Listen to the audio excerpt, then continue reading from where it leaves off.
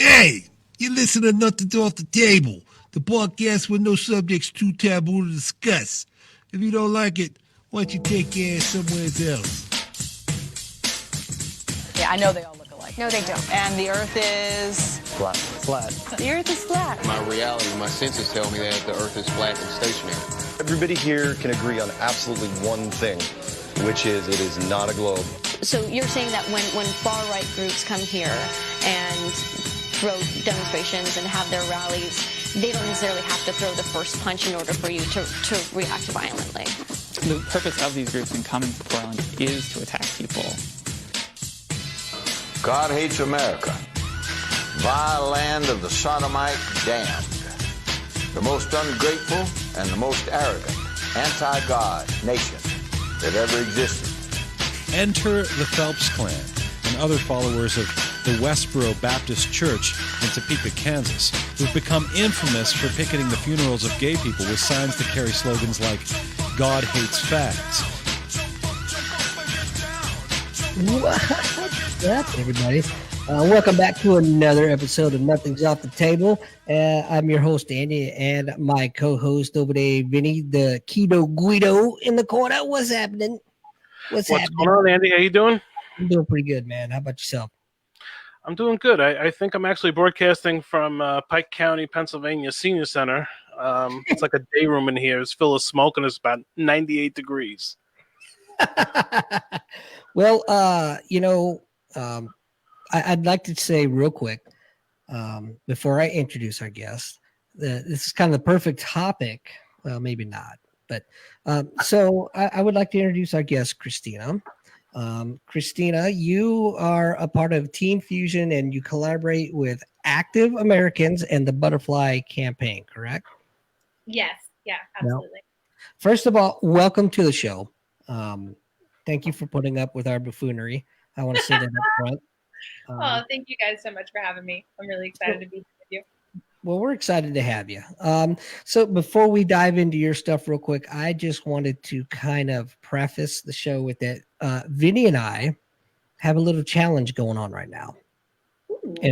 And that challenge is we want to see, we're in a weight loss challenge. So fantastic. Because we're both fat. And, I mean, I wasn't going to say it. Well, Vinny's fatter, but I'm just saying. Yeah, so by December 1st, we are looking to have our final weigh-in / competition ending. And with that being said, why don't you tell us a little bit about what you do and your mission and your teams and your all that stuff? Yeah, absolutely. So I'm a holistic health practitioner. I have a private practice here in San Diego where my focus is chronic pain. So I do treatment and management of chronic pain through a total body modality, essentially. So I work with corrective exercise, manual manipulation, lifestyle choices, nutrition. So really tackling the problem from a whole person perspective. The one thing I don't really do too much of is mental health. That's not my area of expertise. And I laugh about that because I'm sure that you could make a joke about it. I'm not cool enough to do that. But this is a very serious show, young lady. How dare you? It's a serious family programming, madam. Right. That's what I understand. Yeah. Jesus Christ. So chronic pain. So you're perfect for this show. Yeah. I have seen that you guys are kind of chronic pains in each other's asses. True story. What can I say? All right. So thank you so much for coming on the show. We appreciate it. And we will talk to you never. Deuces. So let's get into this whole holistic approach. Yeah. Absolutely. Tell me, what question do you have? Yeah, well, so I'm actually, and I get a lot of shit from these jackasses in this room about it, but I'm actually an ER trauma nurse, so okay. I'm into that, more of the scientific based shit. So talk to me more about this holistic thing. Yeah. So, I think it's important for me to preface that my entire family are doctors. And I originally was pre-med bound. So I am not anti-Western med by any stretch of the imagination. I actually think that there's a lot of important crossover between what I do and what Western med does. So, for example, most of my clients, I recommend that they get imaging done before we start doing any work, so that if there is something, happening in the tissue, in the bone, that I know exactly what it is before we get started. There are certain assessments that I can do, right? But I always say that assessments are fantastic, but they're not X-ray vision. and what science has given us X-ray vision, so why not leverage that and make sure that we're getting the best, most information to start from before we take any other steps. Sure. So I definitely want to preface that. And then I think, where I feel that a holistic is valuable is sort of on the front end, primarily as a preventative. So if you're taking care of yourself, the likelihood that something is going to go wrong is significantly diminished, right? Just like from the start. That's a no-brainer. It's obvious. But then once you're in, well, you are talking to us, so maybe not something. Well, you've experienced this though, right? You've experienced the results of not maybe doing the best work on the front end. Sure. Like I'm not, without going into your own medical history, but I'm sure that you're not unfamiliar with what I'm saying. Yeah, I'm fucked up. You can go ahead and say it. Exactly. Jesus. So then instead of, launching into what's the most we can do, right? Let's start with what's the least we can do? What's the least invasive intervention that we can take? What's the softest approach that's going to have results, that's going to, move you towards resolution? Because if you can start there, then why go any further, right? Like what's the point of having an unnecessary surgery? What's the point of taking an unnecessary medication? If you don't have to do those things, why would you do those things? And that's kind of where I come from. So the next important question would be is, how do we do that? Oh, well, that's the easy part. That really is the easy part. It's not always the easiest to implement. People are stubborn, and I will admit, most people don't want to do the work, right? It's one of the underlying principles of a lot of the things that we do, the team that I work with, is that most people don't take care of themselves because it's difficult and it's not you, Vinny.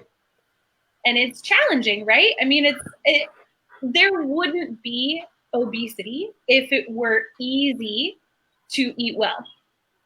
True right? Story. It wouldn't be a problem. We wouldn't have chronic disease if it were easy to take care of ourselves.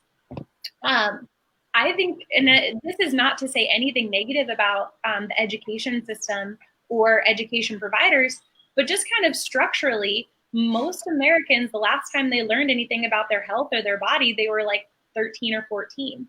Right? And how much of that do we remember? And I was a freaking I'll never forget what I learned about my body at 13. I laid that up for you, FYI. I'm real glad you took advantage of it. Bump, set, spike. It's the last time I saw his dick, too. But by December, he's going to see it again. Maybe. So, I would kind of disagree with you just a little bit. Go for it. It is easy to eat well and to eat right. However, we are in the society that we live in today, it's an I need it now society. So, you know what? Let me just pop into McDonald's or let me pop into wherever, I'm late for work or, I'm too tired to do whatever. So, I mean, I agree with you in total, but just that one little part is it really is easy to eat well, to eat right. I don't disagree with you. But I don't want to put blame on someone, right? Because then that makes it less likely that they're going to take action. If you can acknowledge that, sure, maybe it's a little bit difficult. Maybe it's difficult to work 2 jobs and have a family and get them to after school activities and, get a decent night's sleep and also cook every meal every day.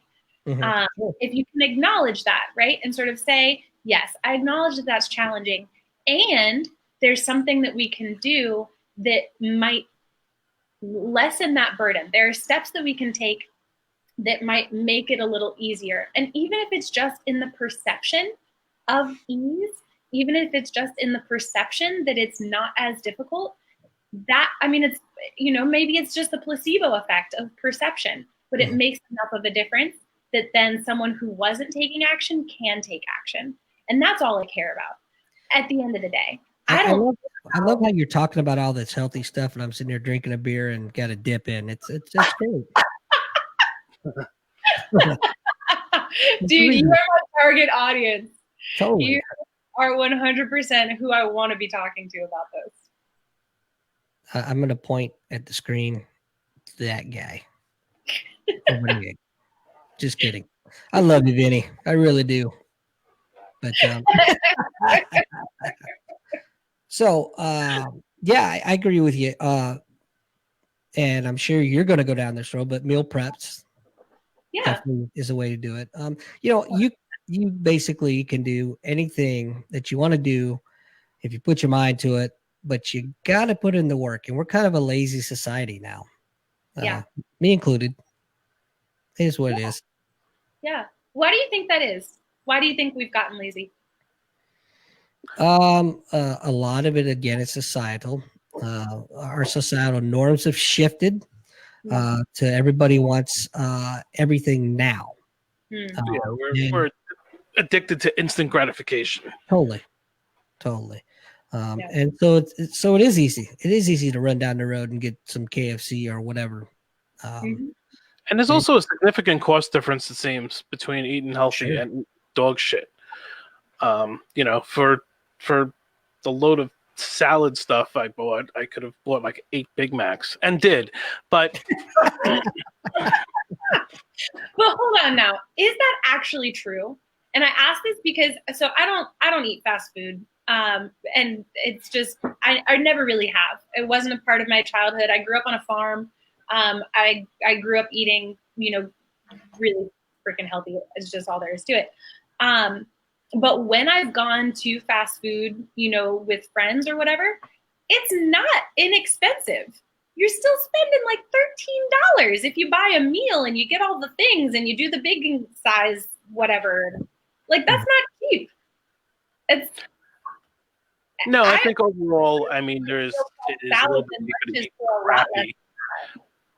It gets more expensive because fast food is formulated to be addictive.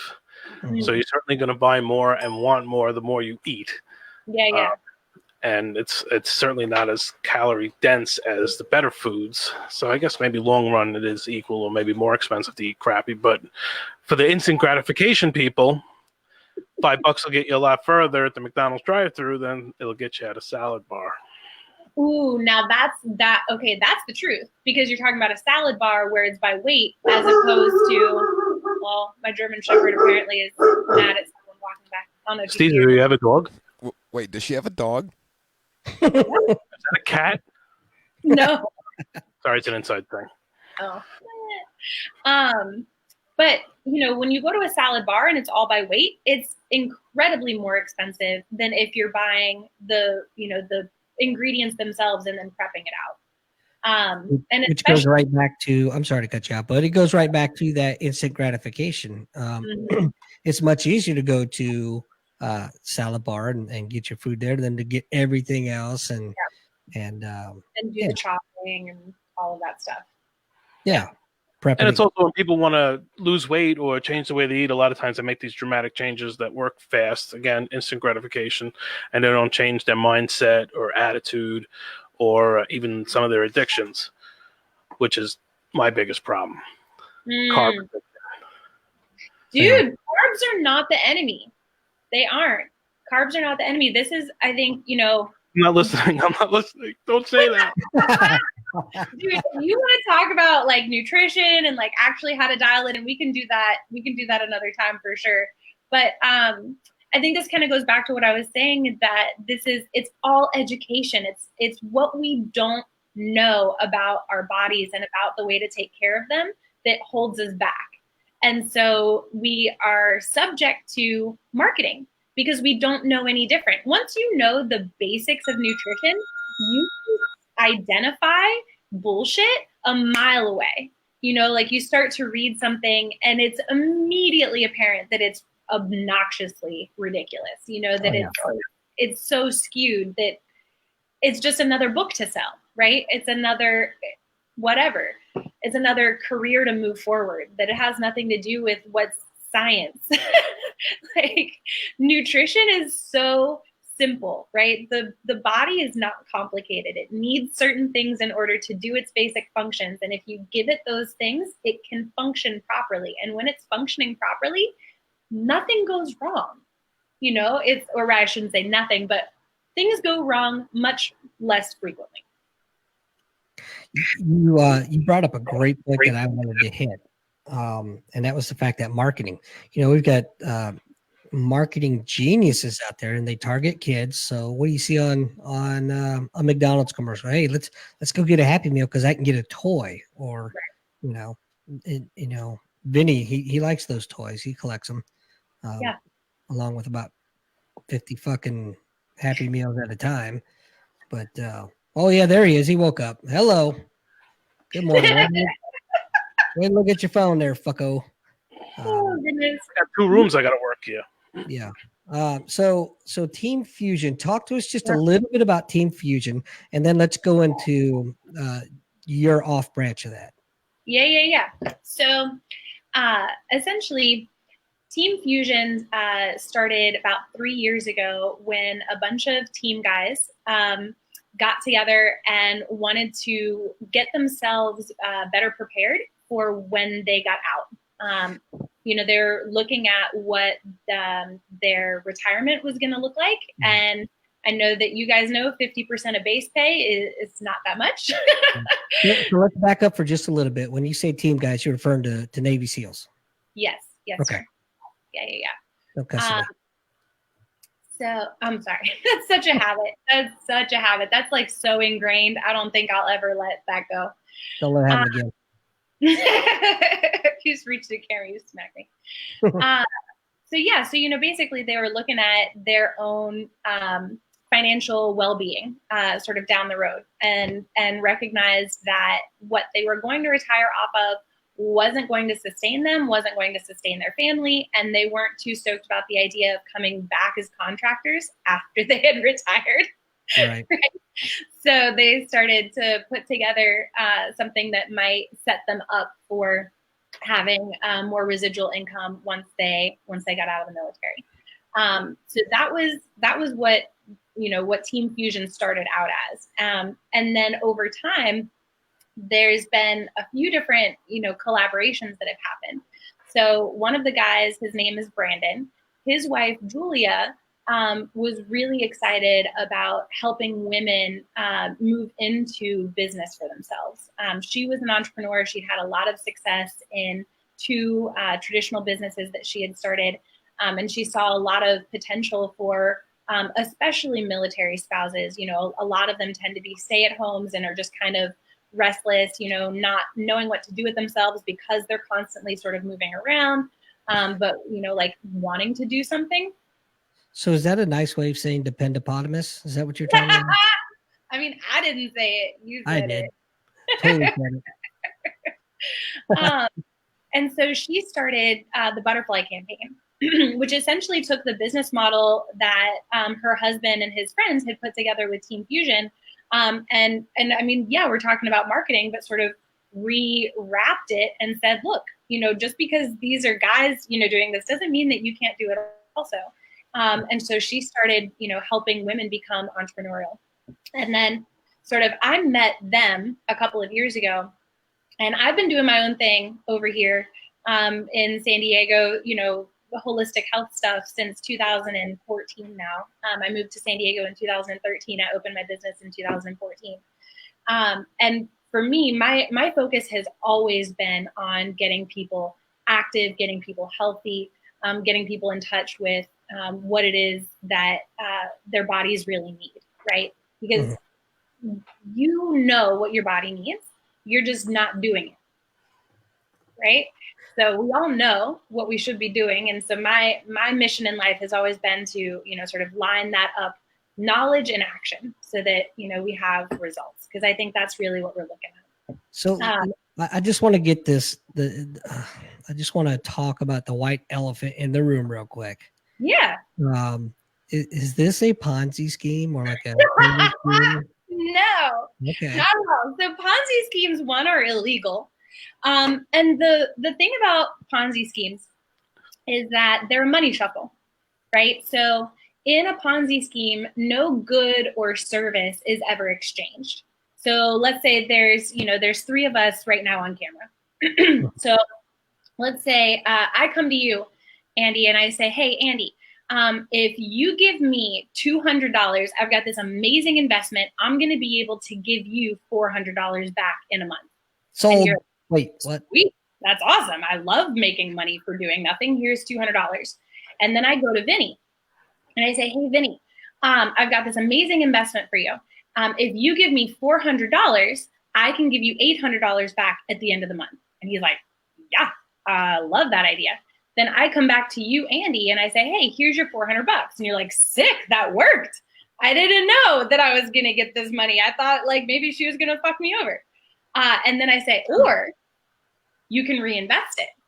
And I can come back to you with $800. And you're like, or, you know, right? And you say, yeah, actually, I love that idea. So then I go back and right. And so it's a money shuffle. That's a Ponzi scheme. You're sort of constantly saying to one person, hey, you know, if you give me money, I'm going to return that double. And then you're taking that money and giving it to the person that you promised double to previously. And then, right, like it's one of the worst, most unethical things I think that any human being could ever do to another human being. Because at the end of the day, there's no money.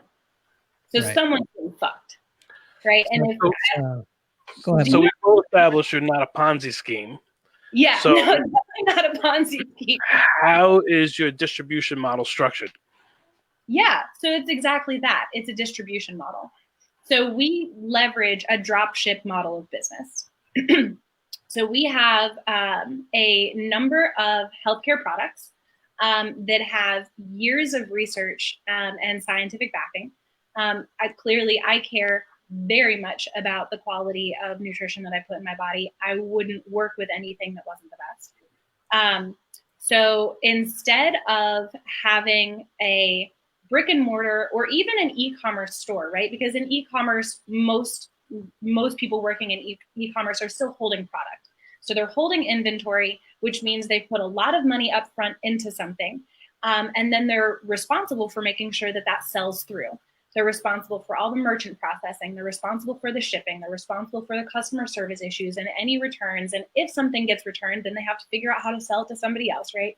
There's a lot of moving parts in a traditional retail sales model, whether it's brick and mortar or it's e-commerce.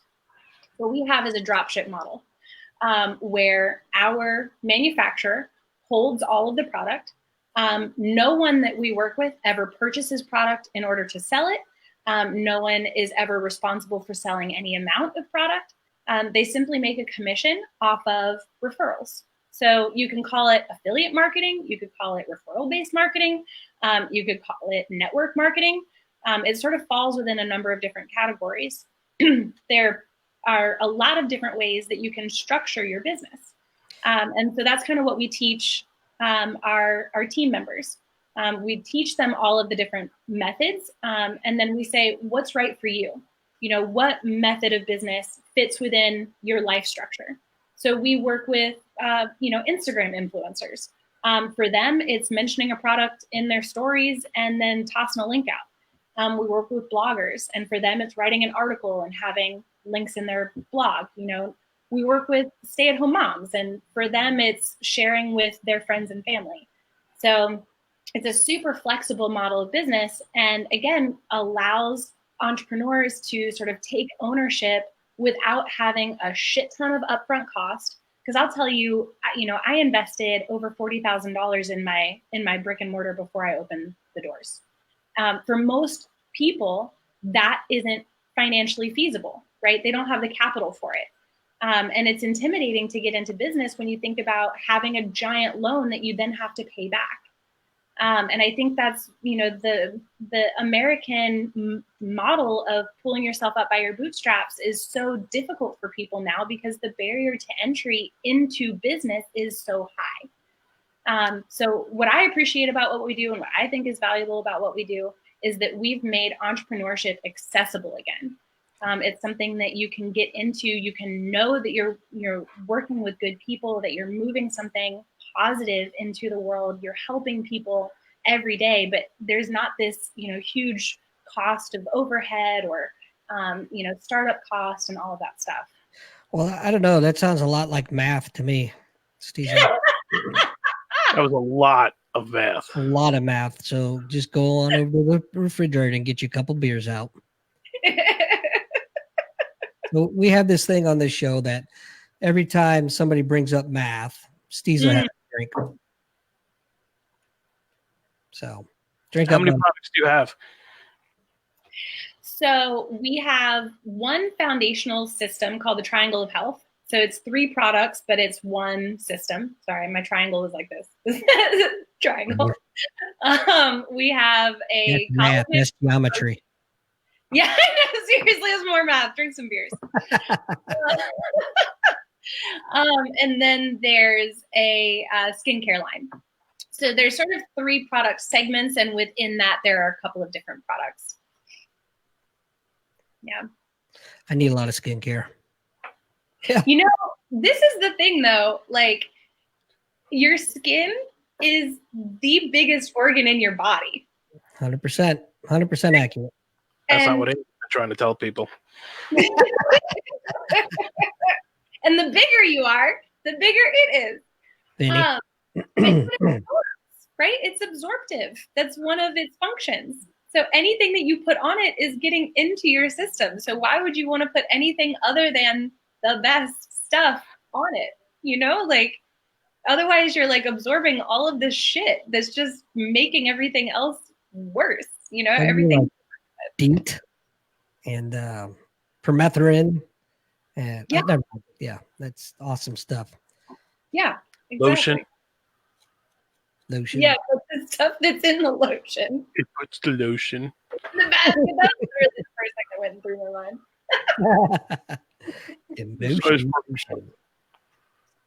What's that, Vinny? Nothing. I was just buffooning around. So if I was a potential, what would I call it? A distributor for your product. What would be how would you explain to me what I was getting into? Oh my God. So it's in 50 words or less. Yeah, 50 words or less. So in 50 words or less, if you were interested, one, I would say it's way too much for us to talk about in 50 words or less, and we should set time aside to actually have a conversation about it. You've 35 words already. Yeah. I don't know if you know. I'm verbose. Like, I don't know how to say things in a short amount of time. That's not a skill I was gifted with. But I was, however, okay, this is just a brief aside. I won first in the state in high school for debate. So just throwing it out there. I was a nerd. I'm still a nerd. I am not even going to comment on that, actually. That one was too easy. Way too easy. But yeah, so I mean, essentially what we're doing is giving the opportunity of entrepreneurship really to anyone who wants it by leveraging a dropship model so that there is no upfront cost and it's within the health and wellness industry. I think that was less than 50 words. So would you, since you're a business person, we could always use another sponsor on the show. I'm just saying. We brought that up earlier. Yeah. Now, you guys, like, genuinely, if you want to get into like a real like before and after health thing, I would 100% sponsor that with you. 100%. If you really wanted to get committed to getting healthy, I would have no problem sponsoring you and working with you on that. I think that would be fucking awesome. Well, we'll have to talk after the show. Yeah. For sure. But so Dave throws in the room. He says, "How about a THC body lotion?" We're just about to throw that out there. So, in terms of like pain reduction, did he give any context? Nope. Nope. Okay. I know Dave, so I'm going to say in terms of pain reduction. Pain reduction, yeah. Everyone has a different experience with cannabinoids for pain relief. For some people, it's really beneficial. For others, there's no apparent effect. So what I always recommend to my clients who are interested in trying, some kind of cannabinoid product for pain relief, give it a whirl, see what happens for you. If it helps, awesome. That's all that matters, is if it helps you. I think what I've seen here in California, the legalization of marijuana has made it a lot easier to find products that have better potency. Is before, potency and being really clear about what was actually in the product was what people struggled with. Sure. So now that you can go to a dispensary and there's a clearly labeled bottle, and you know exactly how much THC is in the product and all of that, it's a lot easier to kind of experiment and gauge. You can start with something on the lower end and say, okay, that didn't work, and then you can increase dosage. You can do the opposite. You can kind of feel around and titrate it however you need to. Yeah. So this is a great segue into a shameless plug for one of our sponsors, bluelinefarms.com. That's PHARMS.com for all your cannabinoid CBD oil. I can't speak for nothing, but you know what I'm saying. Dave in the room has a follow-up question. He says for his sciatica, he's found that rubbing ranch dressing on his nipples has worked really well. I don't know if that's something that he discovered, or is that something that's common? Oh, God. Homie? Yeah. What I want to know is, does your cat lick it off? Whoa. I don't think he has a cat. Steve, on the other hand, does have a cat, yes. But what about, does he have peanut butter? Does he have peanut butter? Does peanut butter work? And does he have a dog? Other than I'm leaving it alone. I'm not sure if that was a serious question, now that I'm thinking about it. I don't know how to respond to that. Blue cheese dressing, but I don't know about ranch. Blue cheese. That's because you like it chunky. I mean, he likes it chunky. Literally what's going through my head. Well, feel free to speak your mind on this show, because as we've already discussed, you beat me every time. This is the problem that I have whenever I'm with my husband and his brother. I He beat swear you? to God, they can take the piss out of each other faster than any two people I've ever met in my life. And I just sit there and I'm like, why, back and forth, like I'm watching a freaking ping pong match. It's amazing. That's what we do. No, I was not born with that skill. Yeah, it's an acquired skill, especially being in the military. So how long has your husband been in? Oh, he's been in for 10 years now. Yeah. Excellent. Is he making it a career, or is he gonna pop smoke? Well, we're having that conversation. So he's up for re-enlistment in about 18 months. So we're talking about what we think the right move is, and we'll see where business is. We'll see where life takes us. But Well, that 10-year mark, that's, I don't know. Once you go over that 10-year mark, you may as well stay in, and if your business continues, then you've got not only his pension when he retires, but then he's got the side gig as well. Yeah. But then go ahead. I'm sorry. No, please. I was gonna say, but then there's always the deployments and the workups and the training cycles and all that crap. Yeah, that's the thing, is that right now he's on shore duty. And so once he goes back in, then he's a deployable asset again. And that's the part where we're thinking, may not, I don't know, we'll see. Yeah. Jim Cook just, I'm going to put you on blast here, buddy. He just threw out in the room. She said, husband, I'm out.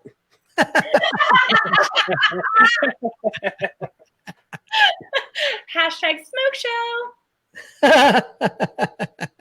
That's funny because we're sitting in the smoke shed. I think there might be a lag because Dave Rowe just says he's out of ranch dressing. Can he use blue cheese? There must be a lag. Oh, goodness gracious. All right, gents. Well, I think that I'm about to pop off of here unless you have some other questions for me. Anything from the chat room? Just talking about blue cheese still. Just talking about blue cheese. Dang. There's some chicken wing fans in that room. Chicken wing. Anyway, hey, Christina, thank you so much for coming on the show and talking with us and putting up with our bullshit. We appreciate it greatly. And I will get with you later. Yeah. We'll talk about some of that sponsorship stuff. Honestly, please do. I'd love to see you guys, get healthier for your own, in your own right, regardless of sponsorship. That really is the only reason that I do what I do. So. Well, that, and I figure I had a good run. So, whatever happens, happens. Yeah, is what it is. My wife will be $400,000 richer. It's we're good. Does she need some help? No, she's a fucking beast in the gym. Let me tell you. Oh my gosh, she puts me to shame. That's good. That's good. Yeah. Now it's time for you to step up, homie. And she's hot. I just had to throw that out there. I wouldn't expect anything. All right. Well, hey, thanks so much. We're gonna let you go, and like I said, I'll get with you at a later date. Absolutely. I'll catch y'all soon. Have a good one. Thank you. Bye. Bye. I'm gonna have to scramble to fix cams. I didn't know she wasn't gonna be out for the whole show. I didn't either. We fucking wing it here. Yeah, it'll happen. Yeah. Definitely. My wife is definitely the yin to my yin, or yang to my weenie. Oh, what? Never mind. Be sleeping on the couch again for that one. So you guys are hitting the 10-year mark on the show too, huh? Is that what I'm hearing for the LTR network? No, that was me saying we were hitting the 10-year mark on this episode right now. You could have said it. That's what a co-host does. She was doing all right, and then she exited stage left nicely. Yeah, perfect. Anyway, no controversy. Right, guys. See you later. What's that? No controversial pyramid scheme. Pyramid scheme. Period. Let's see what you did there. A little Freudian slip. But Joey Pepperoni Pizza is messaging me while we're on here. Maybe there's some sausage in there. I don't fucking know. But he really wants to he wanted to ask her a question, but he said he tried to call and the phone lines are I don't know if they're down or what. But anyway. The phone lines are working just fine. His phone number is just on auto block. Well, there you have it, sports fans. Oh, yeah. Don't worry about it, Joey. We're going to get you on the show anyway, and you can I don't know. Yeah, do we have an idea when that's going to happen? Well, let's see. Looking at the calendar, yeah, we've got a couple dates open. Let's just do it next week. Unless you have anything else that you want to talk about. Nope. All right, next week. October's coming. You sure you guys don't want to do an episode on like watching grass grow or something instead? What, this one isn't good enough? No, I mean that other one you're talking about. No. Well, you know what? I like to live dangerously, my friend. Anyway, so that was I was very interested in that because I thought that it did sound like a pyramid scheme to me, to be honest. It certainly did. Anytime you see unique distribution model, it's not so unique. Mm-hmm. Right. It's uniquely not unique. Yeah. But anyway, it is interesting. I mean, nothing's off the table, but I have definitely seen some of, we have some mutual friends, and I know they're just, they're really into this fitness thing, and with the fucking SEALs and all that shit. That's a great, anytime you say Navy SEAL, people always kind of perk up and they're automatically interested. So, hey, if it works for them, good on them, Roy Romano in the room says, I knew she was married the moment she cackled. Cackle. Fitness pizza in my mouth. Fucking A. And a few other things. Stella. Giggity. Giggity. So, what's new in the news other than Beto trying to take everybody's guns away? Yeah, that was an interesting self-destruction by a guy pulling 3% numbers as it is. So the only people that are afraid of that is the Democrat Party for being outed for him giving away the strategy. But right. Yeah, I don't see that happening. That's gonna be a tough one. It's funny, the criminal who's running for office wants to take all the guns away from the legal, law-abiding citizens. I just find that kind of ironic. Well, naturally. Yeah. Fuck that guy, man. That guy can suck a fat baby's dick, as far as I'm concerned. Yeah. And he probably has. I mean, he's probably in with the Clintons. Although I did see something interesting, and I don't know if you put it in the prep or if I saw it on Facebook, something about him with Nancy Pelosi, and there was a scheme with the Mexican government or president. I'm looking for it. I don't see it. But he was involved in some controversy, and nobody conveniently wants to bring that up. Go figure. Let's see if I can find it here. But anyway, so I went shooting today, talking about drifting. Yeah, I saw that. Man, that was a good time. I fucking that is therapy to me. It was fun. I took my wife, and she shot the target in the dick like fucking several times, and I don't know if I should be worried or proud, Yeah, it's always interesting. I was gonna take Mike Verone's girlfriend Linda shooting. Mm-hmm. I'm afraid to see what kind of killer instinct she has. How does Mike feel about that? Fuck him. No thanks. Although I'm sure he's got nice tits. That prick. I'm sure he's got nice tits, but no thanks. Yeah, that's always so. Joey's messaging me. He says, "Fuck that! I just told Rail off. He obviously doesn't know radio. I'll do my own shit." Oh, okay. Whatever. Yeah, I actually just posted the comments that he was sending to me in the chat room. He said, "That's fucking awesome, dude. I can't even call in to talk to Danielle about house stuff, man. You really know radio. What the fucking fuck? That's all right. I'll start my own up soon. Best wishes, brother." In the spirit of Opie and Anthony, I will say, good luck, bro. Enjoy that.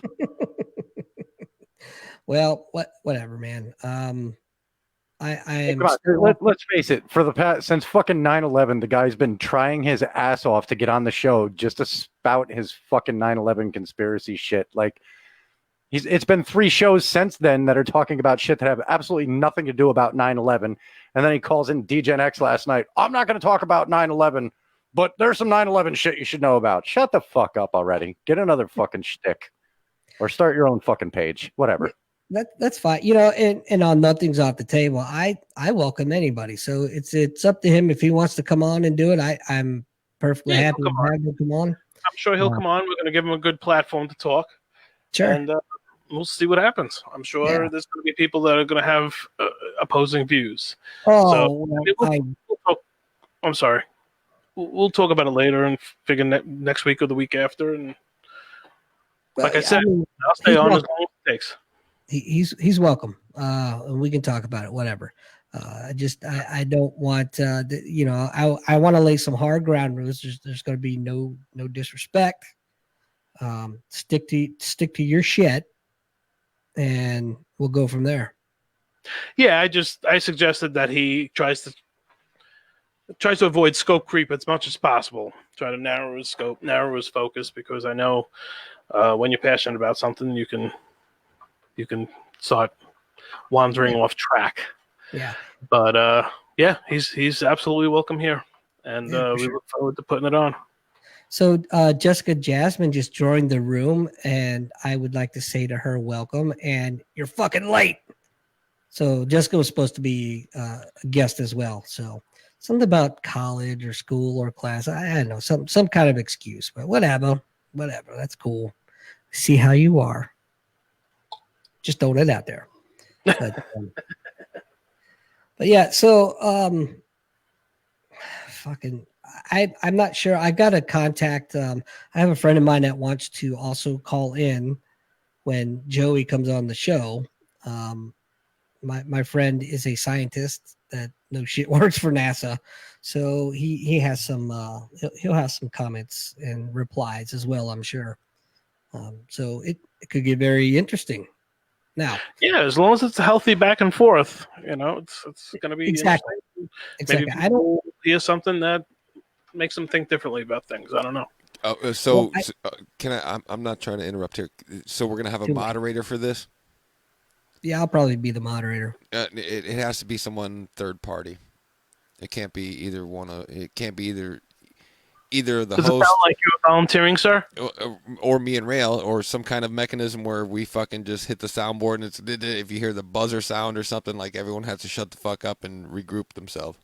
Because otherwise, it's gonna be a shit show of everyone trying to step all over each other and all that shit. Mm-hmm. So it has to be moderated. That's a serious debate. I mean, because I understand both sides of it. I totally agree. All right. 100%. As I was.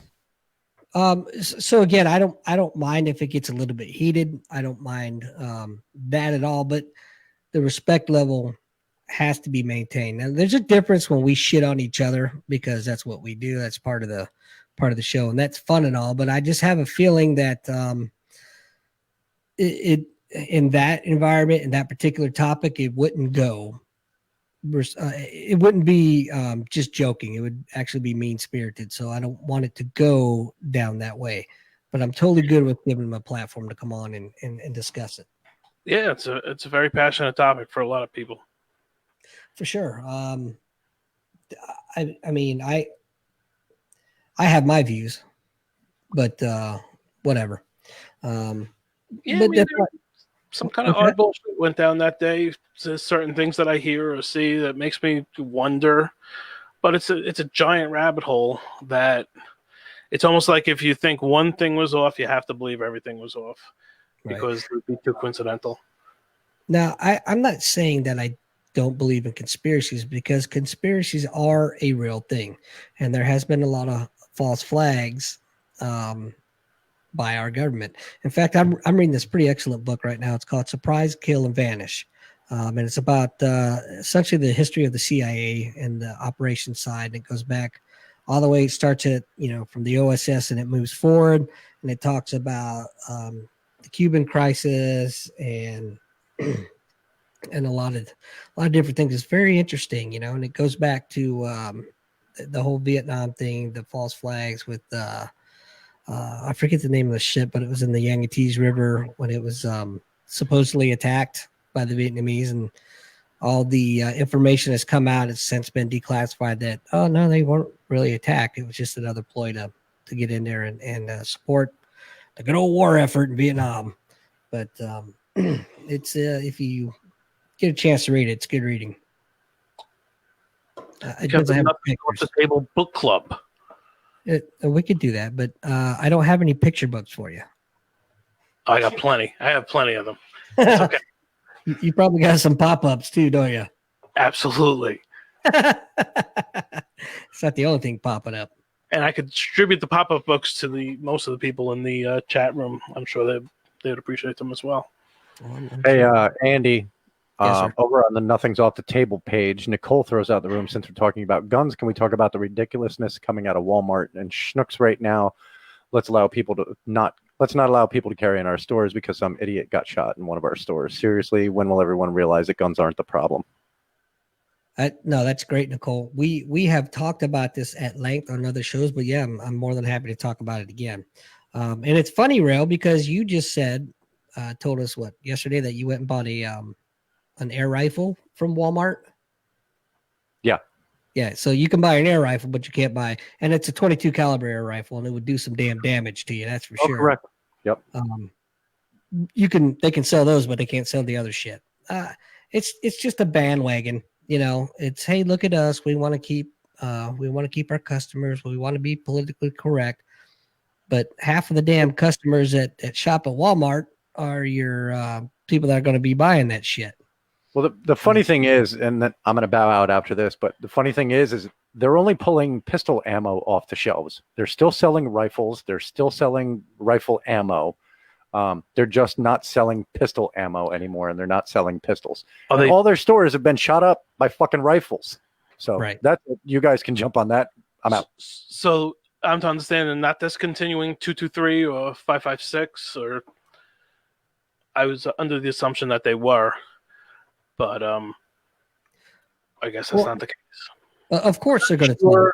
I'm not sure about the 223, but they're still selling like 308 shit. Right, they're still in 30-06. They're still selling all kinds of fucking rifle ammo. They just discontinued the pistol shit. Yeah, of course, because it's just a ploy. That's all it is. It's, hey, look at us. We're doing our part. But at the same time, they know what's fucking selling, and they're going to continue to sell it to make money. Exactly. Not pulling shit off the shelves as hunting season comes around. Yeah. And I like the point that you made, Vinny, that I'm actually happy that they're doing it, because now what they're doing is they're putting business back to the local small business owners. So absolutely good on them, Yeah, absolutely. Yeah, go shop local. You want to support your local guys, your local FFLs. Those are the ones that are going to be having your back, supporting Second Amendment. Walmart could give a shit less about your rights. Oh, no. But I guarantee your local FFL is definitely pro 2A. Well, and it just, speaking of the Schnucks thing, which is a local grocery store here, we talked about this again too. If I go into Schnucks, I'm still going to carry. They're never going to fucking know it. But absolutely. It goes back to what you were saying. I support your right to open carry, but you're a fucking dumbass for doing it. Yeah. I think it's a very, very bad idea. Total target, and you look like a douche. Just saying. So I shouldn't go to Walmart with my Bandladero anymore? Does that thing fit? I just keep adding bullets to it. Like a win-win. There you go. Yeah. So again, I'm gonna say it until I'm fucking can't say it anymore. It's not a fucking gun problem. It's a goddamn mental health problem. Actually, you posted something very unique in the group today. Was that you or was that Mike? I forget. Narrow it down for me. About the anything Mike posts is usually horse shit. What's that? Anything Mike posts is usually some horse shit. True story. But something about the former naval intelligence guy that predicted. I'm sorry. Did you say naval intelligence? Yeah, it's an oxymoron. I know it. Trust me. Have you ever met some of those guys? They're the most socially awkward motherfuckers I've ever met in my life. I've actually never met a Navy guy before I met you, because I don't go into gay bars. You fucking lie. All right, you got me. You and your fucking chaps. Some big ass fucking chaps too, by the way. So, getting back to your chaps. So do you ride a horse with those, or is it more like a rhinoceros? The horse with no legs. Anyway, getting back to what I don't remember what we were talking about. Yeah, the same guy who predicted 9/11 wrote something in 1991, about the government encouraging manufacturers and the manufacturing and importation of guns for use by criminals. Kind of setting up the field for things like school shootings and stuff like that to give a pretense to disarm the citizenry. And unfortunately, it seems to it seems to be working because we're at a point. The last sentence in this highlighted passage is the middle class is begging the government to do away with our Second Amendment, and that's exactly what's happening now. You have these, big groups of people begging the government to start taking away rights, and it starts with the rights that they don't care about or don't think they care about, and that's just the camel's nose under the tent. It'll just keep getting worse and worse, and this guy seems to have it nailed down pretty well. So wasn't there also something in that article that was talking almost like a Manchurian candidate type of issue going on with folks that were a process called Orion. The CIA was using drugs and hypnosis on mental patients, try to get them to open fire on schoolyards and create mass shootings and to inflame the anti-gun lobby. So I don't know if I believe that or not, but I'm not discounting it either. Well, they did it with drugs. Yeah. Oh, for sure. I know that. Yeah. This is brought to you by the same people who brought us the war on drugs, the never-ending successful war on drugs. Right. And the same people that sponsor, essentially, regime change in other countries.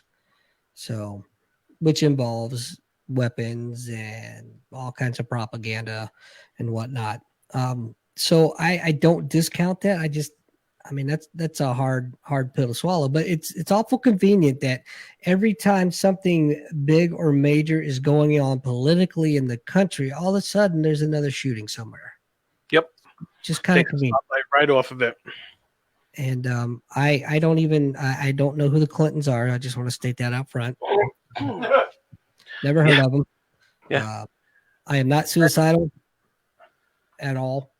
But so Rail, I'd like to ask you to come back on mic real quick because the comment that you put about the ARs, the gun company that makes ARs are discontinuing them. I saw an article. I'm actually searching right now. It was something saying, let's see. Here it is. The truth about the Colt's AR-15 production. Recently, a story broke regarding an email communication from RSR Group, a firearm distributor that carries Colt firearms. Colt notified of its intention to discontinue the production of all Colt long guns for the retail market in an effort to focus on military and law enforcement demand. I'm trying to scroll through. I wasn't quite ready when you called me back on mic, so sorry, brother.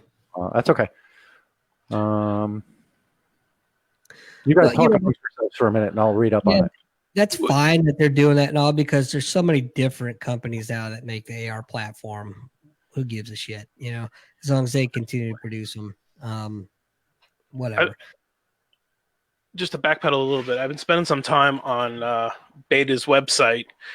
His Facebook page, and it's interesting what's going down there. First of all, somebody I can't remember verbatim what he said.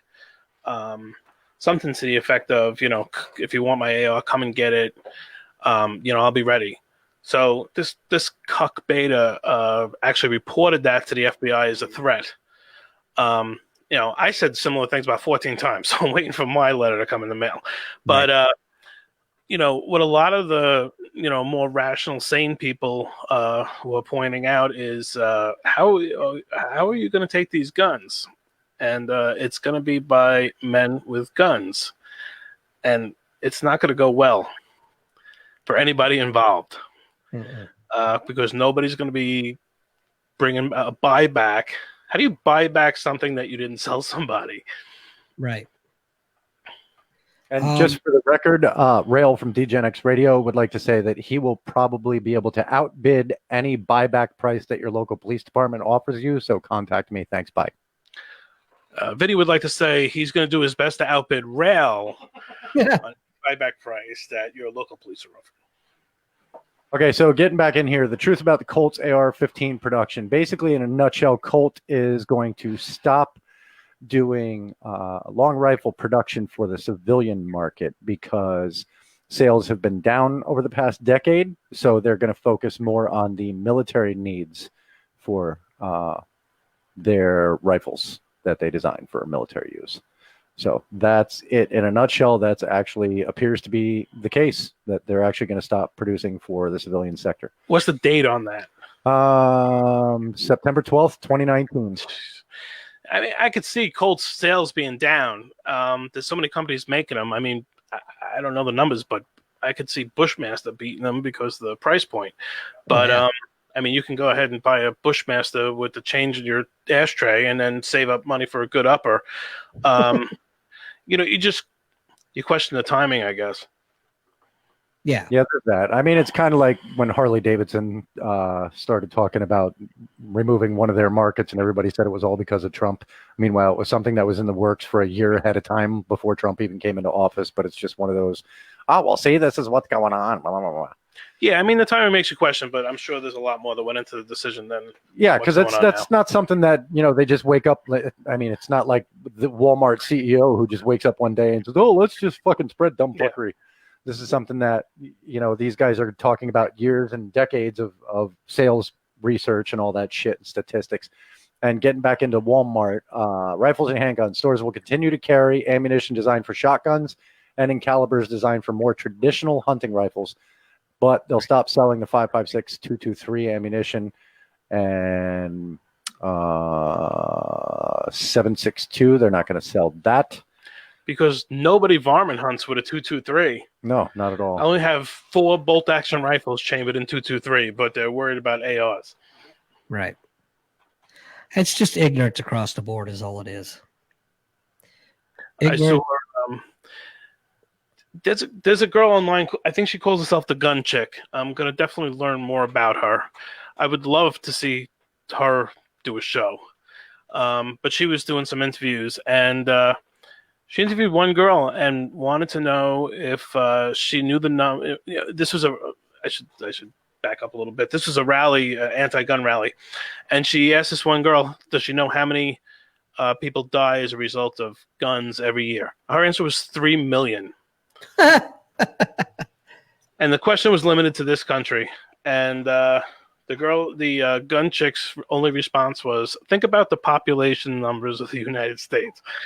And you know, she tried to claim that she was being sarcastic, blah blah blah.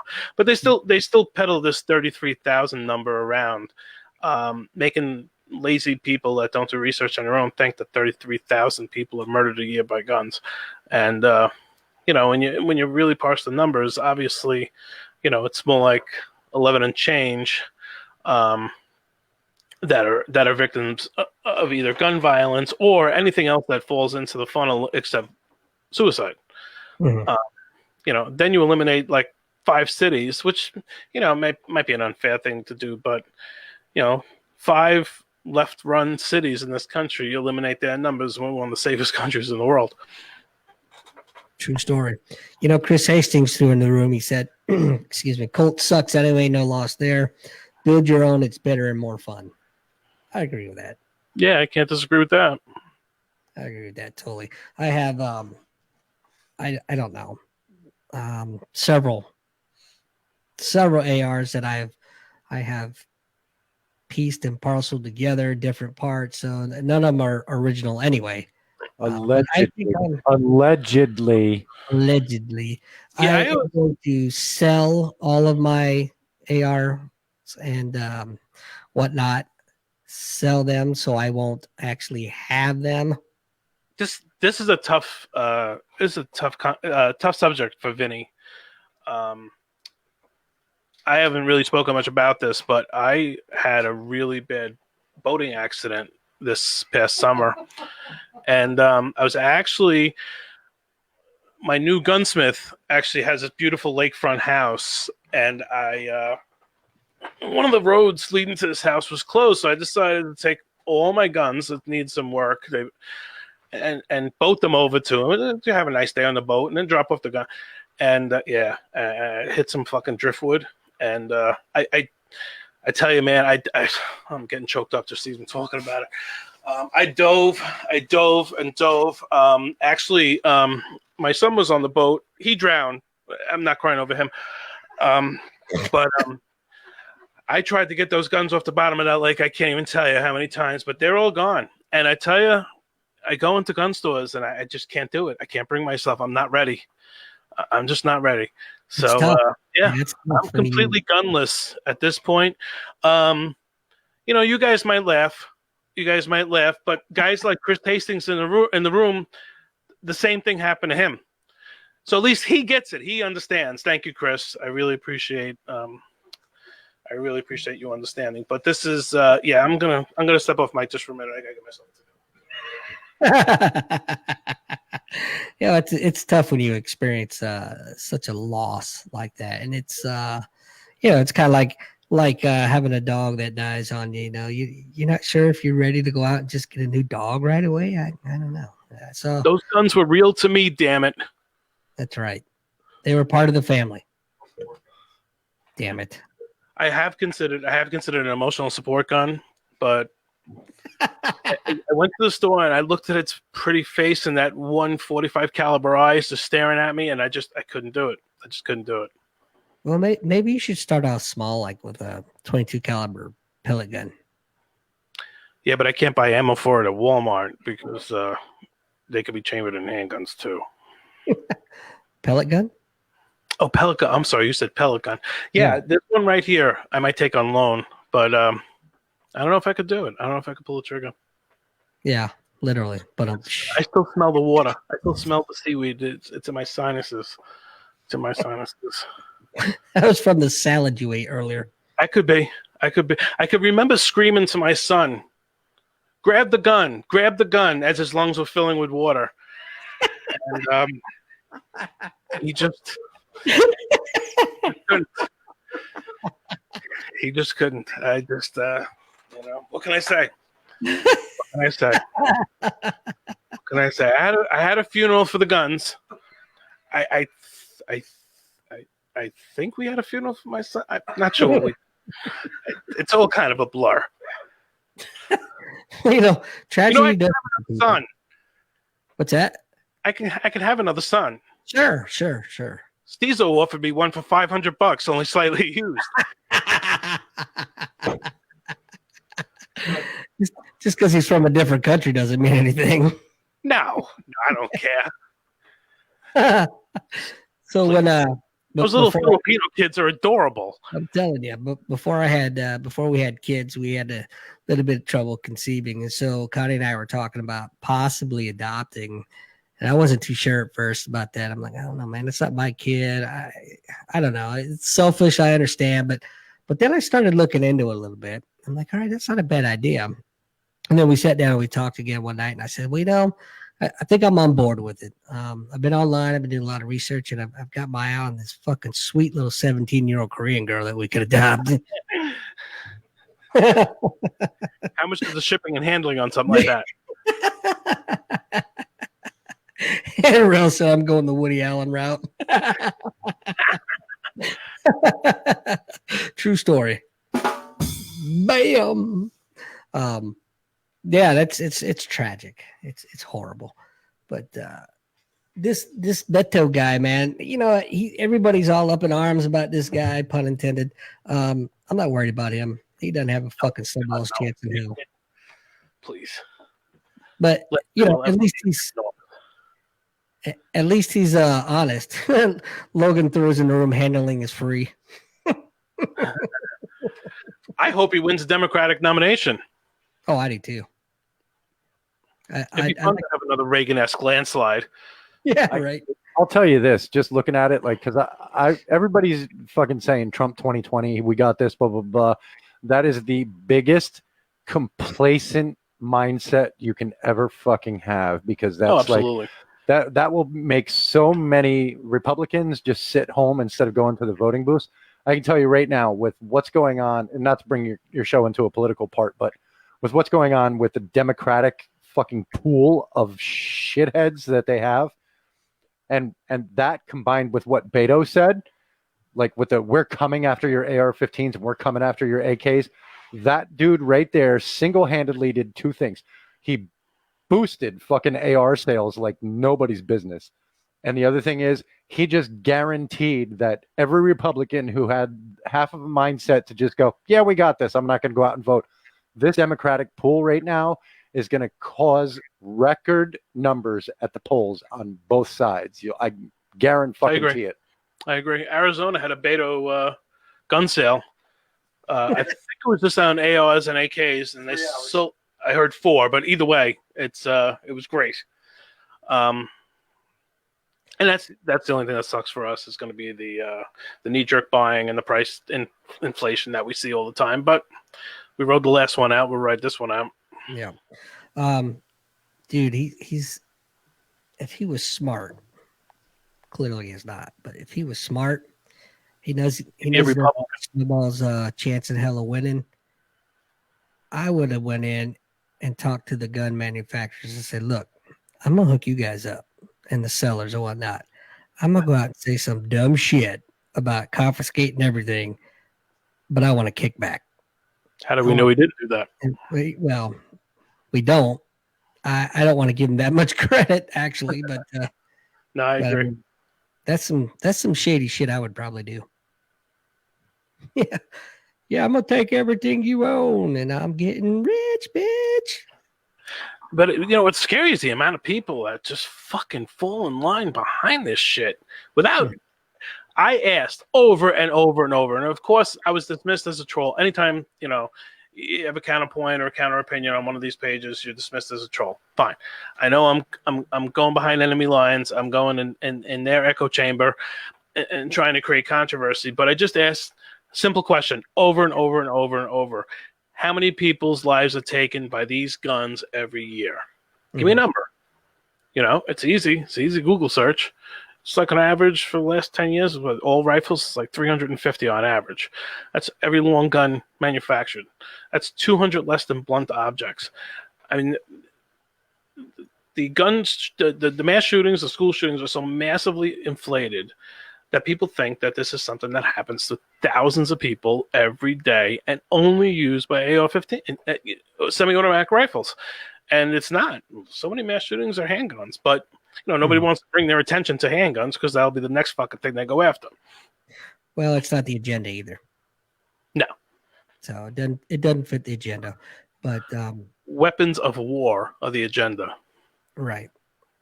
So I like that meme on Facebook. I'm sure you guys have seen it where the guy's got the cannons in his upstairs fucking bedroom windows. Let's do it your way. That's right. But I thought when Obama was in office that he was the quintessential fucking pariah of gun sales. But Beto is pretty much taking that over now. Yeah. He was like, "Here, hold my beer." Yeah. What? Right. But this guy's, man, he's scummy. He's slimy, and thank God he doesn't have a chance. But anyway, moving on. The one that we have to that I think has a pretty good shot, although her numbers don't reflect it right now, is the Congresswoman from Hawaii, Tulsi Gabbard. I'm telling you, she could be the dark horse in the whole race. She actually has some decent ideas, but then she's got some way fucking out of the box fucking ideas. And the fact that she's a veteran, the fact that she's still serving in the reserves, the fact that she's already a congresswoman, and the fact that she's not so hard on the eyes. I mean, everybody wanted, they said Hillary could be the first woman. Shit, never mind. I'm not going there. I don't want to be suicided. Never mind. Andy, where'd you go, Andy? Hmm? Where'd you go? I saw a red dot on your forehead. I thought something happened. Oh my God, that's not the laser. Stop it very much. Thank you. Rail and Vinny 2020. Nice. It'll be interesting. Yeah, Chris Hastings threw that out. Chris is a good guy. Vote. Hey, I don't want much. If you guys get elected, I don't want much. Just, maybe SecDef. Pick a state. Yeah, no, just throw me a cabinet position, SecDef, something like that. I'd be good. Okay. You're in. I'd make Mattis proud. that's another thing. So for Mattis to resign his position, there had to be some serious shit going on for him to do that, because he's not a quitter, man. And he genuinely cares about, especially when he was active duty, he cares about his Marine. He's, in my book, he's right up there with Chesty Puller, man, for sure. What the fuck? I don't see what you're doing there. Mattis backed out because Mattis is a fucking warrior who gives a shit more about his troops than most leaders do. And when you tie a fucking warrior's hands behind his back, you're going to end up with a pissed off, frustrated fucking warrior. And that's what's going to happen. Period. Just my 2 cents. End of story. Can we get an exclamation mark in there too? Well said, sir. Well said. Yeah. So Mattis is, like I said, for me, I actually have have the picture of him on my wall in my office. And it really pisses some people off, which is exactly why I leave it there.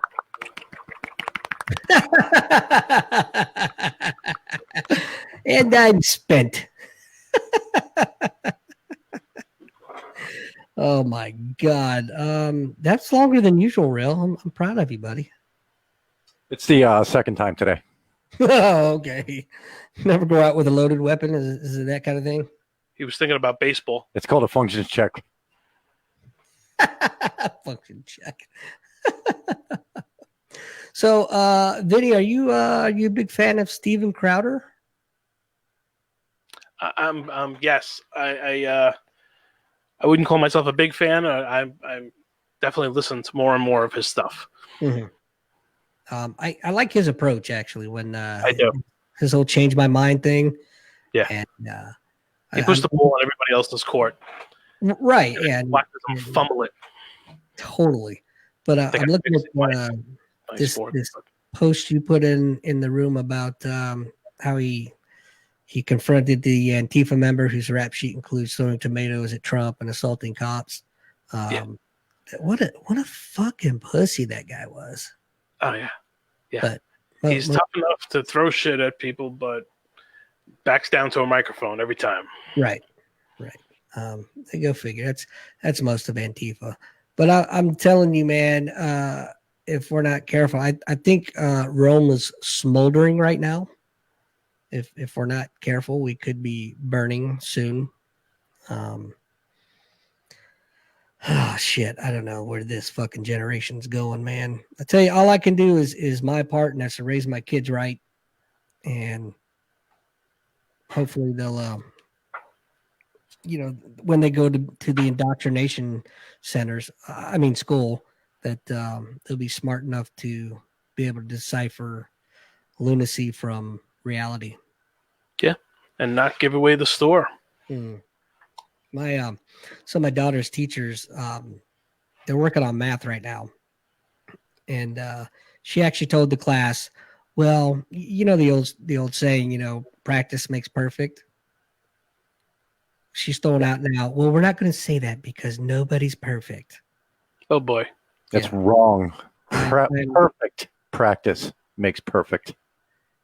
I'm having issues with this chick this year. This is not her first issue, if I remember correctly. No, it's not. Math homework problem. Yeah, she's fucking stupid, man. I don't know how she got fucking. This is her first year at the school. She transferred in from a different school district, and she sends. They did their math test or whatever, and my daughter didn't do too well on it, and she's very smart. She's really good at math. And so she sends the answer sheet home with her, and her fucking answers are wrong on the goddamn sheet. And my wife was going fucking ballistic. So I had to tie her up. I had to hold her back from going up to that teacher up to the school and fucking probably cutting her. You know how Filipinos are. They break out that fucking blade. Once you get them hot, forget about it. Yeah, I've known some brilliant teachers, and I've known some teachers, met them as an adult out of school, and just dumb as fuck. It's amazing. Totally amazing. It's amazing in the wrong way. It's simply Well, I don't know any other words but amazing, so I'm going to stick with amazing. Totally. And it's just what I want to say to that fucking teacher. Wrong. Wrong. Exactly. You're fucking wrong, bitch. Get your, here's the sad part. It's fucking simple math. And she's still putting wrong answers on this answer sheet. Yeah. Yeah. What are you going to do? What are you going to do? Nothing. So, Logan puts in the room, who's your favorite president? I'm not sure who he's directing that question to, but that's I like Rail's answer the best so far. What's that? Washington, yeah. Yeah, Teddy Roosevelt wasn't bad. He wasn't great, but he wasn't bad. I was a pretty big Reagan fan myself. I liked Reagan. I liked Reagan a lot until he got the Alzheimer's. And then that was just sad. In a funny sort of way. In a funny sort of way. I'm really surprised that being retrospective, that they didn't do anything about that.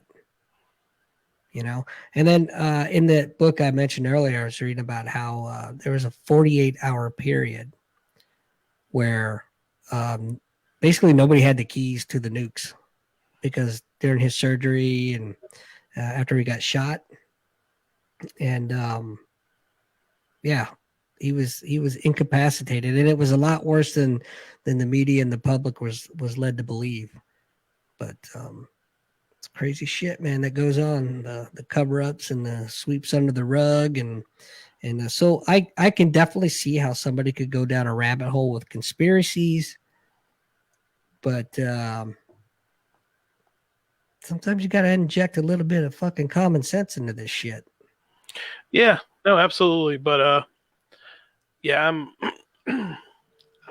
just taking the position that there's too many coincidences lately. Well, I don't believe in coincidences. Yeah, exactly. But then again, I can tell you, and here come the fag jokes. I hear it coming now. From being on the submarine, there's no secrets, man. Something happens and the whole fucking boat knows about it in a half hour. So yeah, especially claps in here. Yeah. So how could you keep something that big controlled where nothing leaks out about it, I guess you have to push back into it. Yeah. Here's for you, Vinny. Be more funny. But that's something so huge, and it took so much coordination. How could you keep something that big quiet? Yeah, that's the ultimate question for almost every conspiracy theory. A guy couldn't get a blowjob under his desk without the fucking world knowing about it before he came. But these massive conspiracy theories that take so many people involved, everybody's dead silent. Mm-hmm. Yeah, when I had Mark Sargent on the show, that was the one question I asked him. I said, if this is a global, and I meant to say global, pun intended, conspiracy, waka, waka. How do they keep it quiet? There's no fucking way.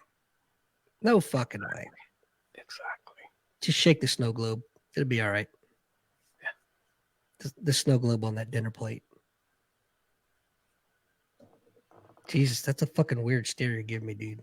Kind of creeped me out. Why are you sweating? Are you sweating again? Oh, I'm actually not, but it's fucking hot as balls in here. I think it was fucking 80. And balls. It's fucking 70 degrees in here, you over-insulated fucking clown. Jesus Christ. The heater is on low and the door is wide open so the smoke comes out. It's actually not that hot.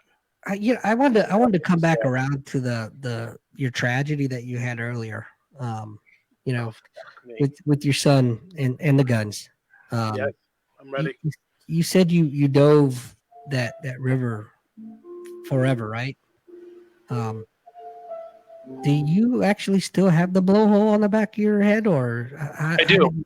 I had it permanently installed. Because I don't know if you got tanks big enough to fucking give you enough air. Just saying. Well, to have neutral buoyancy, I usually carry a canned ham in each pocket. Dual purpose, huh? Yes. So when you're tired from diving, you just eat that fucking ham. Exactly. The lake was over 60 feet deep, so I had to take a couple stops so I wouldn't get the bends, so I could just snack on the ham. Well, I mean, what's the breath hold on a fucking whale anyway? I mean, oh, in my case, 35 minutes. So you had time to hang out and fucking, off gas at your first stop. Listen, this was a fucking tragedy, all right, man? Let's not make light of it. I'm just curious. In that event. I'm curious about the physics of it. And a son. And a son. Yeah, son. Yeah. Oh shit, that's right. Yes. You know what? He was 6 fucking years. I'm not that attached to you yet. I get it. But I had those guns. Some of those guns I had almost 20 years. Hey, Clapton, calm down.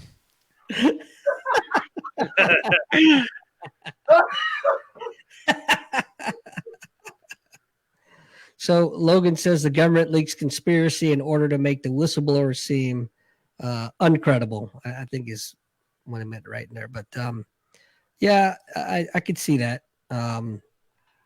However, that's still something like that's just such a massive scale. People fucking talk, man, and that shit would have leaked out. But I don't know. But we'll save that for next week with Joey. There you go. This is only a 1 hour show that always goes into 2 hours. But I said 12:30 rolls around. I'm going to tuck Rail into bed and come back out to the Shedio. So I have a feeling this is going to go over. Yeah, I'm sure it will. That's all unless right. Rail has a stroke during the show, which I think was quite possible. Well, we may or may not stop the show for medical emergencies. I haven't decided yet. It depends on whose emergency it is. True. We can only hope. on the stroke part, not the medical part. I can't do 3 in a day, Stezo. I'm not that young anymore. Yeah, you took it right out of my mouth. I was about to say, well, he's already. It's about time you took it out of your. Never mind. Yeah. You beat me to that when we were both fighting for it.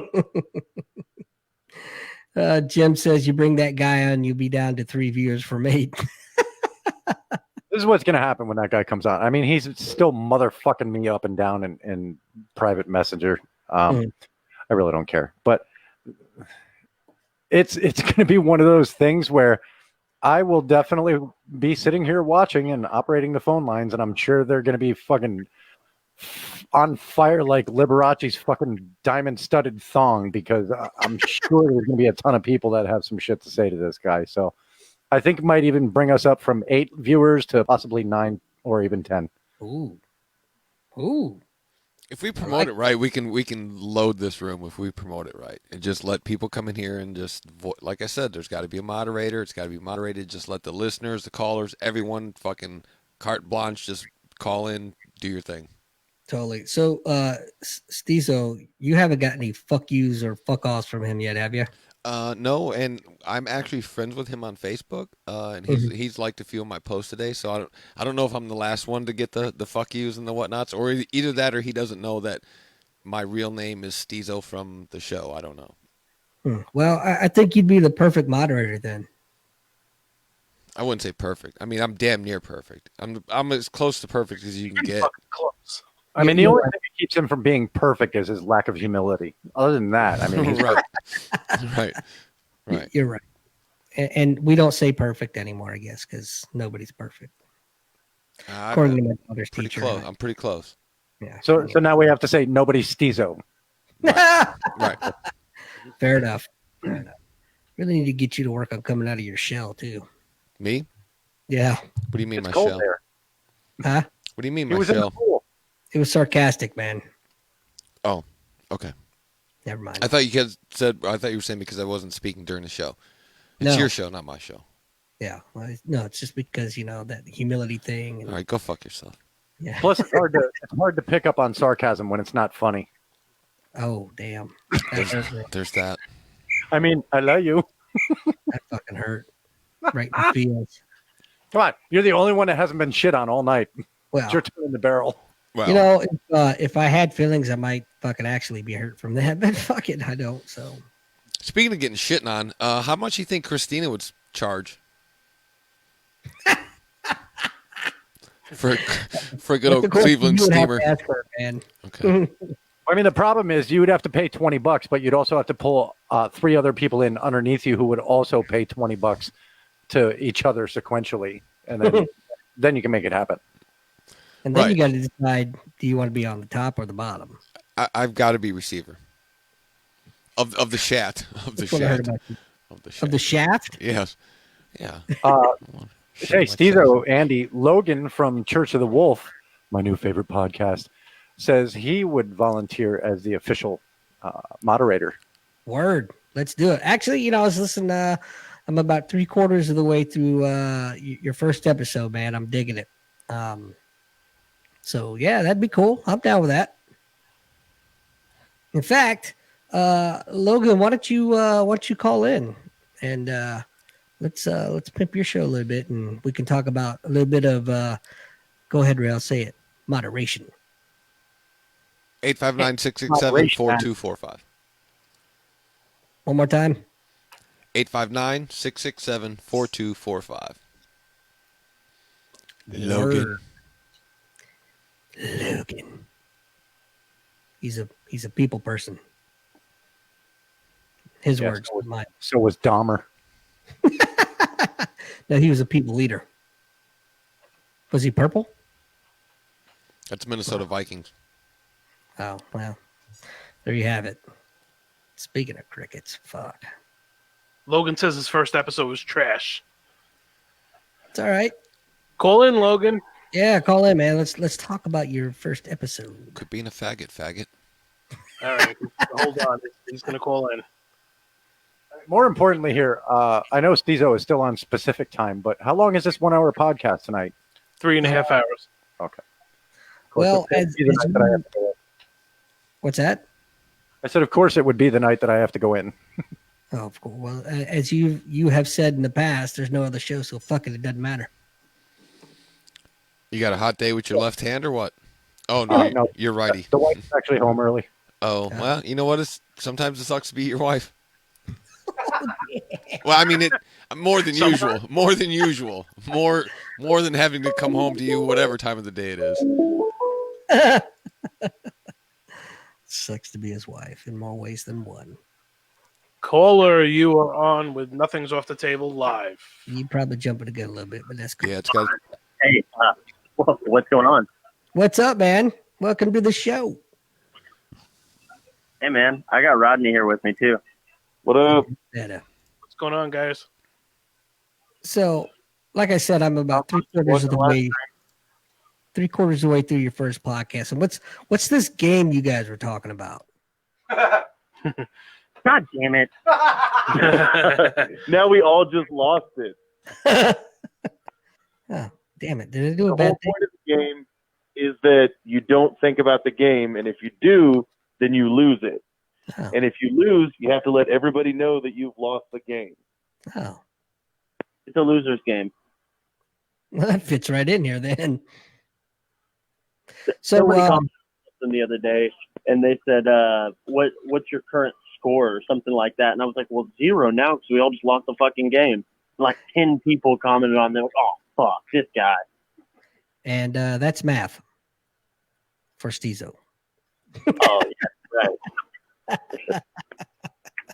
So hey, Hold on. If we're really gonna do this, I gotta do it. Hold on. uh-oh, what are we doing? Uh-oh. Fucking.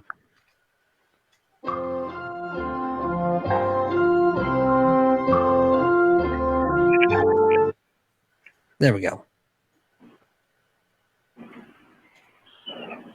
So confused right now. It's great radio. Fucking dead air. Just what we needed. I didn't know the double jeopardy answer. I just drew a dick. Suck it, Quebec. So, talk to us about your show, man. Man, we go into it with no plan at all. We do have a plan for a future one. we're trying to get a live correspondent for the raid on Area 21 or Area 51. I only took one drink. I'm already fucking up. Nice. That's as big of a plan as we go into any of them with, though. It's just like we have one idea and we run with it. That's cool. We usually do. We have a lot of ideas and we never fucking hit them. So, whatever.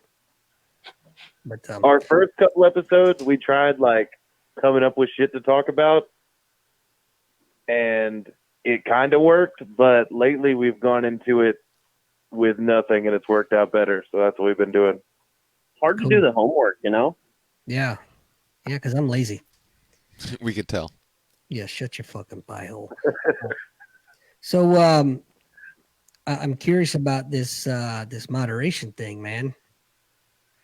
Have you been listening to the whole show, or just kind of came in late? I came in whenever it popped up and said Logan's watching. I don't fucking pay attention to that shit. That's what we got to produce a fire Get it for. out the whole time. Cool. So yeah, the backstory is we did a podcast last week, kind of a 9/11 remembrance type of deal, and we've got this guy that's a huge 9/11 conspiracy fucking guy, right? So he's just dying to come on the show and talk about it, and last week was not the fucking week for it, you know. But people are dying to get out of those towers too. After interrupting, doesn't just want to talk about it. He wants to educate everybody about it. Oh, is that what it is? Education? It's education. Education. Here's where we may go wrong is I might end up agreeing with this guy more than I agree with you guys. Well, in our last episode, Logan spent like 5 minutes explaining how he doesn't know how holograms work. I know but how he thinks holograms were utilized. Yes, they were. On 9/11. All right, well, that's just fucking absolute fucking horse shit. Ask anybody that was actually there. Or you know how holograms the guy work. operating the projectors? Yeah. So, no, like I said earlier, I don't care if it gets a little bit heated and crazy, but I need somebody to kind of keep the peace, so to speak. I don't want any disrespecting going on. I mean, that's our job. Right. But well, if you want to do it both ways, we could have a respectful one on yours, and then we can have a disrespectful one on ours. Because that's what we shoot for. Okay. I'm good with that too. That's fine by me. I'm easy. We all have to pick a stance, though, and I'm going to lay on the stance of Isaac. That's what I'm supporting the situation. I didn't hear you on that last part. Because ISIS came about in the power vacuum from No More Al Qaeda. Oh, yeah, that's right. Obama invented it. I know. And now we're getting somewhere. But y'all know what the guy's angle is that he wants to take at the conspiracy? What was that again? I'm sorry.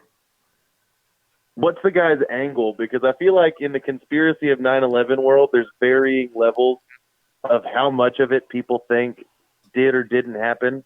Like, I don't believe the planes were real. Like that, see? Mm-hmm. The towers fell, but the planes weren't real. Mm. Well, I can tell you this. I can tell you this. This gentleman has a very broad spectrum. He's very deeply embedded into the whole conspiracy. But even he has, after thorough research, has discounted the hologram theory as being bullshit. I'm going to call him a liar to his face. I don't give a shit. To his face. Logan's the wrong moderator. So, I got the spirit. Logan's gonna be like, "You believe in airplanes? No fucking way." Well, I can tell you, at least the Pentagon. I know that there was a plane that hit that because my boss is in the Pentagon when it happened, and he saw a fuselage from one of the planes or from the plane when they were exiting out. So, whatever. But yeah, it'll be interesting. So let's talk to him. We'll get him lined up, and I'll get with you guys offline, and we'll make this happen and have a lot of fun with it. You know what would be a better idea than having him on and literally like hearing his point of view on it? Mm-hmm. Have him on to think that he's there to give his point of view, but instead he's on a game show.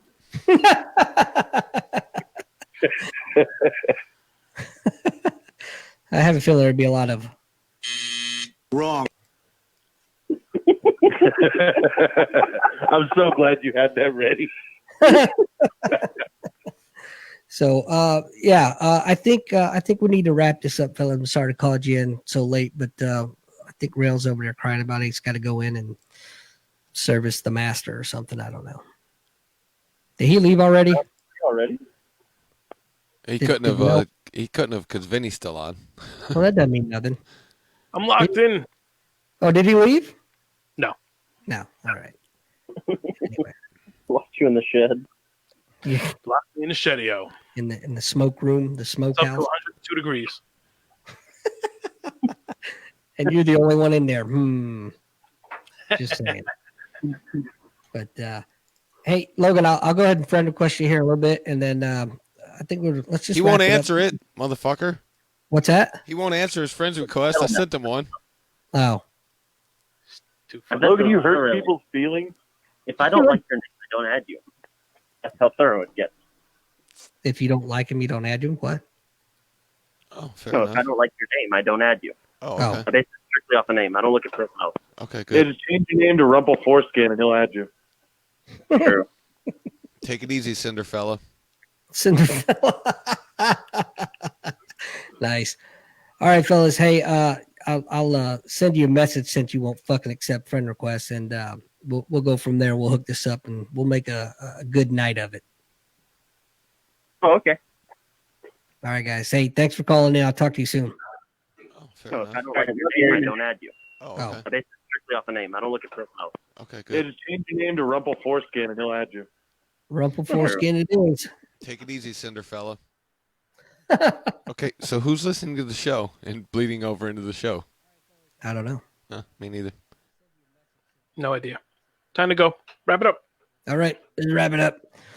All right, so thank you everyone that tuned in tonight and listened. And again, I'd like to thank our sponsors, BlueLineFarms.com, Atlas Arsenal, IronBeanCoffee.com, Cliff Park Golf, Coat of Arms, Gun Count Coatings, Locust Ridge Design, and thank you again to the listeners, because without you guys, we wouldn't be here.